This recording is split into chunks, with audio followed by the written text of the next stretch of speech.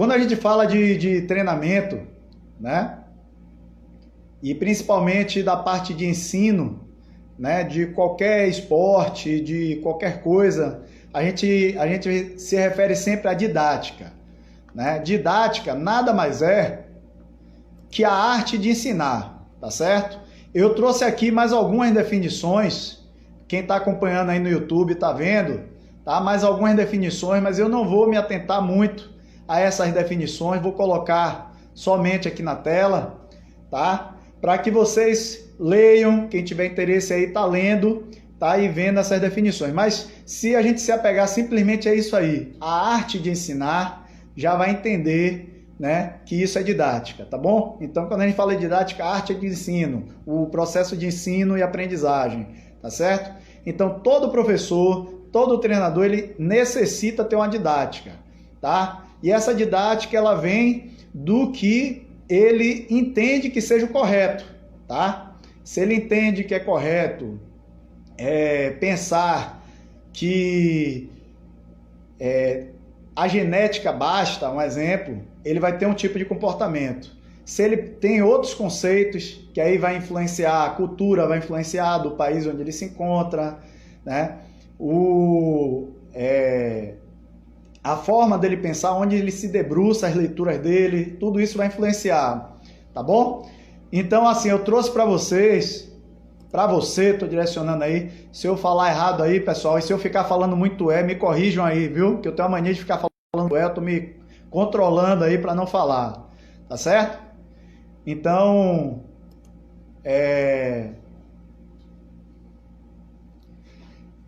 todo o processo de didática, ele está baseado em concepções, tá? Concepções pedagógicas. Eu trouxe aqui as 3 concepções que mais influenciam o ensino no esporte, tá? Não se apega, porque vocês vão ver outros tipos de concepções, tá? Pedagógicas, mas mais relacionadas ao ensino de uma maneira geral. No ensino do esporte, existem essas 3 concepções que normalmente todo treinador, todo professor, ele se baseia, que é o inatismo, o empirismo, tá? E o interacionismo. Eu vou falar um pouquinho de cada uma delas, tá bom? Ó, vou começar pela inatista. Inatista, como o termo está falando, né? O inato. É aquela crença, né, que o treinador tem de que o talento, aquele atleta, ele já nasce pronto. Ele só influencia a genética, é o suficiente. Se ele tem um dom para o futebol, é o suficiente, ele vai se dar bem lá na frente, tá? Basta o professor chegar e colocar ele para fazer o esporte, tá tudo certo, né? E ele não depende, né? Por ele acreditar nisso, ele acredita que na verdade o treinamento vai influenciar muito pouco, né? Vai influenciar muito pouco, ele não precisa do treinamento de qualidade para poder chegar e se tornar um atleta de destaque, tá certo? Como eu já falei, a herança genética é o mais importante. Por ele pensar dessa forma, o que é que acontece? Eu botei aqui um treinador, né, deitado e o menino jogando lá, né? É mais ou menos isso aí mesmo, né? Eles participam muito pouco, né, no processo de aprendizagem. Ele participa muito pouco. Por quê? Porque ele acredita que não há necessidade de interferir tanto. É só chegar, criar um ambiente, dar a bola para aquela criança, para aquele adolescente e ele se desenvolve, tá? Eu tive a oportunidade de ter professores assim de educação física. Eu não sei quem teve aí a oportunidade, né? Fala, Diogão. Mas eu tive a oportunidade de ter treinador assim, né? Eu tive na escola treinador que pegava simplesmente a hora da educação física, ele pegava, quem quer jogar futebol vai lá, dava bola, quem quer jogar vôlei, ele vai lá, dá bola, quem quer jogar basquete, ele dava bola, né? Então, assim, esse é um tipo de visão, tá? Do treinador que tem um conceito, né? Uma concepção inatista, tá? Isso é importante vocês saberem. No processo de escolha do treinador, vocês têm que chegar a entender isso aí, tá? Por isso que eu estou passando para você, pai, você, mãe. Ele normalmente, né, como eles entendem que basta criar um ambiente, ele deixa rolar o coletivo, aquele professor que dá a bola e deixa rolar lá o coletivo, tá? Ele vai se desenvolver sozinho. Outra concepção, que essa a gente vivencia muito mais, inclusive aqui no país. Por que a gente vivencia? Porque, na verdade, a escola da educação física, ela é militar, né? As primeiras escolas de educação física, de formar profissionais na área de educação física, ela era militar. E sendo militar, ela tinha esse conceito, né? Bem empirista, de disciplina, né? De formação de filas, né? Então, todo o conceito militar, ele está muito embutido nisso aqui, né? E o que é que essa concepção nos traz, né? Ela traz o seguinte: a primeira ideia dela é que o ser humano, né, aquela criança, aquele adolescente, ele nasce vazio, né? Como uma folha em branco. E a partir do momento do que for colocado nele, né? O que for colocado na cabeça dele, ele vai chegar e desenvolver, né? Então, é como se fosse assim, o professor, o treinador, ele é detentor do conhecimento, né? Ninguém mais, só ele, que detém o conhecimento, né? E o aprendiz simplesmente recebe o conhecimento, né? E aí a gente vê a atitude, né? Normalmente desse treinador, é uma atitude de chegar e dar grito quando a criança erra, né? Aquele treinador extremamente tecnicista, né? Eu não sei se vocês já ouviram esse termo, mas é aquele treinador onde ensina os fundamentos separados, finalização, passe, cabeceio, domínio, tudo separado, e tem uma didática mais analítica, né? Ele chega e coloca o pessoal em fila, faz o exercício, corrige. Então, o treino dele é dividido em 3 etapas: aquecimento, desenvolvimento e finalização, né? Volta calma. Então é todo um padrão, né? Dentro do treinamento, tá? Qual é a crítica, né, que se tem em cima disso? Primeiro, eu já falei até com relação a pais, né, que são autoritários, e o efeito aqui também é muito parecido, né? O treinador empirista, ele vai fazer pessoas onde na verdade vão obedecer pelo medo, né? Eles vão fazer as coisas pelo medo. Só que não vai fazer pessoas autônomas, né? Vai fazer pessoas, inclusive, que vai fazer pouco esforço, né, para resolver os problemas que existem dentro de campo. Por que isso aí? Porque normalmente é quem determina. Aí só para você entender, a característica muito forte desse treinador é ficar gritando fora de campo, dizendo: vai, dá o passe, para, chuta. Então ele vai dando toda a informação, né? Vai praticamente, é um jogo de pés, né? De videogame, de FIFA, né? Ele vai determinando o que é que tem que fazer dentro do jogo. E esse atleta, esse jogador, ele na verdade ele fica mais preocupado em fazer o que o treinador tá pedindo para fazer, do que simplesmente ele chegar e utilizar todo o conhecimento que ele tem e na hora fazer o que é necessário no momento, né? Que a gente chama de inteligência de jogo. Então essa é a maior crítica que a gente tem para esse tipo de treinador, tá? Então o desenvolvimento da inteligência de jogo é muito baixo. Fora isso, os jogadores, eles são extremamente dependentes do treinador, né? Extremamente dependentes da informação que o treinador está passando ali, da forma de jogar, e isso é uma coisa que lá na frente vai prejudicar, tá certo? Então, a terceira concepção que eu trago para vocês, que é interacionista, é uma concepção onde entende sim, né, que a genética é importante, né, a pessoa tem que ter o dom para aquilo, né, porém, ele entende também que mesmo que a pessoa não tenha uma genética muito favorável, né, que ela também tem condições de chegar lá, né, de ser um bom profissional, tá? Naquela área, naquele esporte, de desenvolver bem o esporte, tá certo? Então, não só aquele que tem a genética que é capaz de chegar e desenvolver, também ele tem uma visão de que todo o processo de ensino, ele deve acontecer de uma maneira de troca, né? Não é só o professor que detém o conhecimento, ele também aprende com seus alunos, né? E os seus alunos também aprendem com o professor. Então, há uma troca ali, né? Ele cria um ambiente de aprendizado rico, né, de preferência. E aí, essa concepção, ela traz um conceito chamado metáfora do balde, certo? Qual seria essa metáfora? Se você tem uma genética boa, o esporte, para o futebol, no caso, né? No nosso caso que a gente está falando aqui, se você tem uma genética boa, você já tem um balde, né? Um balde, por isso que é metáfora dual, um balde grande, né? Então, você tem uma maior capacidade de aprendizado, de desenvolvimento do esporte, do que um que não tem uma genética favorável. Porém, aquele que tem um balde menor, que não tem uma genética favorável, ele também pode desenvolver bastante se naquele balde menor dele, ele tiver conteúdos de qualidade, ele tiver treinamento de qualidade.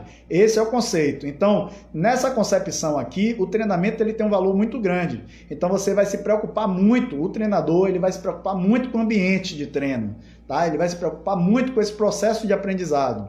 E esse é um conceito que eu defendo e a maioria das pessoas que estão na área aí, que estudam, defendem como a ideal.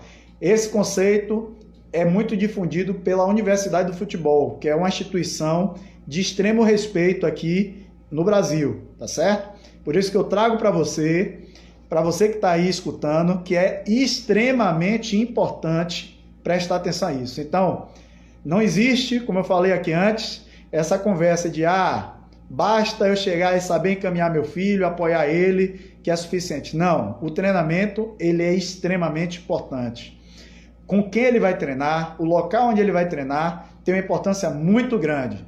São vários fatores, além de outros fatores, né? Além de outros que eu já falei em outras lives. Quem não assistiu, vai lá no canal, tem todos os vídeos lá para vocês assistirem das lives anteriores, tá certo? Mas uma live complementa a outra. Então é importante vocês assistirem, ok? Então é isso, gente. Essas são as 3 concepções, né? Eu venho falar aqui um pouquinho também, né? O treinador interacionista, ele também respeita muito o grau de amadurecimento. Eu não sei se todos sabem, se você que é pai aí, que está me assistindo, se sabe que existe um conceito de idade biológica, né? E idade cronológica, tá? É diferente. Seu filho, ele pode ter um exemplo, 9 anos, mas ele ter um desenvolvimento, que é a idade que a gente chama biológica, de um menino tanto de 7 anos, como ele pode ser, se ele for adiantado, o desenvolvimento dele, ele pode ter uma idade equivalente ao menino de 11 anos. Essa diferença pode chegar até 2 anos, tá? Então esse treinador interacionista, ele está muito atento a isso, ele não se apega à sua idade, ele se apega ao processo de maturação daquele jogador, daquele atleta, tá certo? E ele respeita isso aí. Ele sabe que se o atleta tem uma tendência, ele tem uma maturação atrasada, ele sabe que ele tem muito a dar, mesmo ele não tendo desempenho igual aos outros, mas ele tem muita capacidade de desenvolvimento do esporte, né? Ele sabe identificar isso, ele respeita isso, tá certo? Então, esse perfil de pensamento é o que a gente defende como correto. Eu estou trazendo para você saber identificar e ver se a pessoa em que seu filho está treinando tem essa visão, tá? Precisa ter. Eu vou passar aqui porque eu já falei isso aqui, tá certo? Eu passei, na verdade, eu antecipei aí o que está no slide, né? Mas vem falando justamente dessa questão do dom, né? Esse tipo de treinador, ele não fica preso simplesmente ao dom, mas ele cria assim um ambiente de aprendizagem muito rico, né? Porque ele sabe que isso é importante. Gente, não permite eu falar né, não. Eu toda hora fico falando né. Fala aí, tá falando muito né, para poder chamar a minha atenção, tá certo? Me ajuda aí. Beleza, pessoal, é isso. Diante disso, eu trago aqui um modelo que eu considero, né, correto, né, de perfil de treinador, tá certo? Que vocês têm que chegar e estar atento.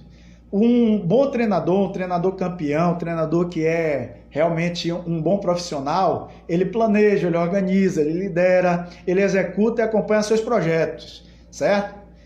Ele possui método de trabalho próprio, então ele não fica simplesmente copiando o que os outros fazem. Ele entende todo o processo, vários métodos de treinamento, ele tem um próprio. E aí eu aproveito aí até para fazer um elogio aí a Diogo, que está aí na live. Diogão, obrigado aí, viu, pelo prestígio estar com você aqui. Diogo é um treinador que eu considero que tem um método de trabalho próprio e é um profissional de excelência. tá? Eu sou fã dele, tá certo? E ele tem isso aí, é um excelente treinador. Vocês vão ouvir muito falar dele ainda. Ele seleciona, ele avalia, ele desenvolve, ele retém pessoas para o seu trabalho, ele sabe trabalhar em grupo, né? Então ele gosta de ter pessoas com ele bem qualificadas, né? Ele tem uma boa comunicação, né? Ele tem um diálogo aberto e sincero, honesto, e não fica naquele diálogo muito formal para querer mostrar que sabe. Não, ele fala a língua realmente, né, daqueles jogadores, tá? Daqueles atletas, né? Ele tem atitudes coerentes, transparentes, tá? E justas, principalmente, tá? Não trata um atleta de um jeito e outro de outro, né? Ele busca tratar todo mundo por igual e, de acordo com a necessidade, ele lida com esse atleta, tá bom? Ele cumpre com seus compromissos, sempre ele está presente no treino, não falta, né? Ele compartilha valores, não só conhecimento dele, mas também valores, né? E isso é muito positivo. Ele tem uma inteligência emocional que é extremamente importante. Já tinha aqui colocado para não ter interrupção. Não sei porque entrou aqui mensagem. Então ele tem uma inteligência emocional muito bem desenvolvida, certo? É uma pessoa de uma inteligência emocional muito desenvolvida e isso beneficia muito o trabalho dele, né? Ele não é uma pessoa que fica ali em cima do muro sem saber o que fazer, ele toma decisão, não tem medo de tomar decisão, de chamar a responsabilidade para ele, né? Ele é uma pessoa que sabe gerir bem o tempo, né? O tempo do treino. Ele sabe gerir conflitos que possam acontecer, seja com a diretoria, seja com os atletas. Ele sabe chegar e administrar isso aí. Ele é uma pessoa de muita criatividade e inovação, tá? Sempre está trazendo algo novo para o trabalho, né? Ele sabe trabalhar em equipe, sabe negociar, sabe dar feedback positivo e também, né, alguns feedbacks necessários que não são tão bons, mas ele sabe a forma de fazer correta, né? Ele foca principalmente, né, em resultados, né, mas não esquece da questão da execução. Mas ele tem compromisso. Esse focar em resultado não é simplesmente valorizar resultado, né? Placar, vamos dizer, de jogo, vencer jogo, não é isso. É focar resultados na questão do trabalho, tá? Então ele é comprometido com os resultados, comprometido com a forma de jogar, que ele quer que o time jogue, né? Com o aprendizado de seus atletas. Então ele é esse tipo de pessoa assim, tá? E busca sempre excelência. Esse treinador também ele tem que possuir conhecimentos, né? Como toda área, ele tem que ter, né, conhecimento. Lógico que com esse perfil que eu passei aí anteriormente, naturalmente ele é um treinador que ele busca muito conhecimento, senão ele não agiria dessa forma, né? Mas eu coloquei isso aqui como uma complementação, tá certo? Então ele tem que ter conhecimento sobre a criança, sobre criança de uma maneira geral. Então ele tem que saber sobre desenvolvimento motor, sobre o processo, as fases de desenvolvimento, o que é importante, né, em cada fase de desenvolvimento trabalhar. Ele tem que ter esse conhecimento.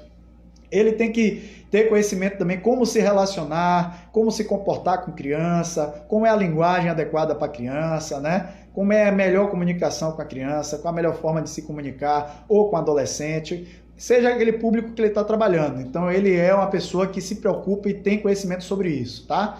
Ele tem conhecimento também sobre os métodos de ensino. Quais são os métodos de ensino? Ele sabe. E ele aplica o que é o mais adequado para a situação em que ele se encontra, né? Para aquele público, para aquela situação. Então isso é de extrema importância, tá? Ele sabe organizar sessão de futebol, né? Uma pessoa bem organizada. Ele sabe organizar torneios, né? E festivais. Festivais, gente, não sei se vocês conhecem, mas assim, festival é uma forma de torneio, é como se fosse torneios, mas onde há participação. O foco é na participação, né?